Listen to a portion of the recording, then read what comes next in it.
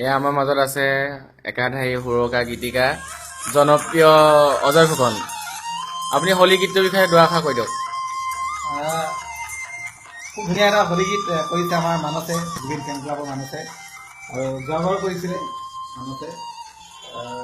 আৰু প্ৰথমে মই সকলোকে আপোনালোক যি হোলী আহি আছে সকলোকে শুভেচ্ছা দিছোঁ।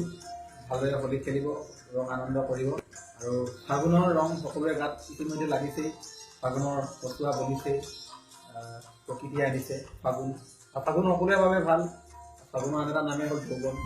যৌৱনে ৰং পালে, যৌৱন মানুহৰ দেহত জাগিব সকলোৰে। আৰু এই গানটো এটা ব্যতিক্ৰমী হয় আৰু একদম যি বৰপেটাৰ যি হোলী গীতৰ যি পৰম্পৰা বজাই ৰাখিছে গীতটোৱেদি। আৰু আশা কৰোঁ অসমবাসী ৰাইজে খুব ভাল পাব। গানটো ভিডিঅ' হৈ আছে আৰু আপোনালোকে ভিডিঅ' দেখা পাব।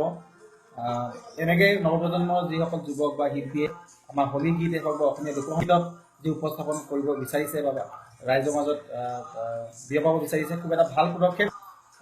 অলপ বেলেগ ধৰণৰ যি গান চলি আছে সেই গানৰ বিপৰীতে অসমীয়া লোকসংগীতক, অসমীয়া যি ফোক, এইবিলাকক যদি আমি অধিক প্ৰাধান্য দিওঁ, আমাৰ অসমৰ সংগীত জগতখন, সাংস্কৃতিক জগতখন অধিক টনকিয়াল হ'ব।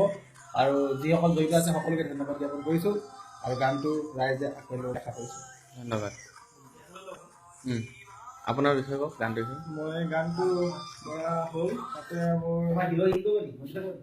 তিলক দা জড়িত আছে, গীত জড়িত আছে, গীতটো চবে চিনি পায়, তিলক চবে চিনি পায়।